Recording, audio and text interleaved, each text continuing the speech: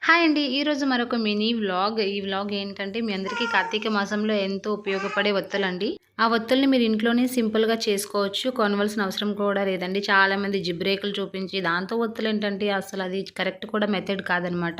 ఏం లేదు, కొంచెం కాటన్ తీసుకొని దానిలోని మనం చేత్తో పట్టుకొని మన చేత్తో కొంచెం కొంచెం తీసుకొని వాటిని ఒత్తులా నలుపుకోవచ్చండి. చూడండి, చాలా సింపుల్‌గా కూడా చేసుకోవచ్చు. ఇలా చేయడం వల్ల ఎన్ని ఒత్తులైనా చేసుకోవచ్చండి. వాటినైతే పువ్వొత్తులు అంటారు. ఇప్పుడు ఒక స్టిక్ తీసుకున్నాను. స్టిక్‌కి కొంచెం కాటన్ తీసుకొని అదే ప్లేట్‌తో మనం ఉల్టా చేసి మనం దాన్ని సాఫ్ట్‌గా పామాలన్నమాట. పామితే వీటిని తాడొత్తులని అంటారు. ఒత్తులను మీరెప్పుడు పాలతో చేయకండి. పాలతో చేయడం వల్ల అవి టైట్‌గా అయిపోతాయి. అసలు వెలగవు కూడా ఆ ఒత్తులు. అదే పత్తిని మనం దారంలాగా తీసుకొని చిన్న చిన్న దారంగా తీసుకోవాలండి. నేనైతే 50 పోముల వరకు చేయికి చుట్టాను. చూసారు కదా దారాన్ని. చుట్టినాక కట్ చేసుకున్నాను. కత్తెరతో కట్ చేసుకొని వాటిని 50, 50గా డివైడ్ చేసి నేను 365 ఒత్తులను తయారు చేసుకున్నాను.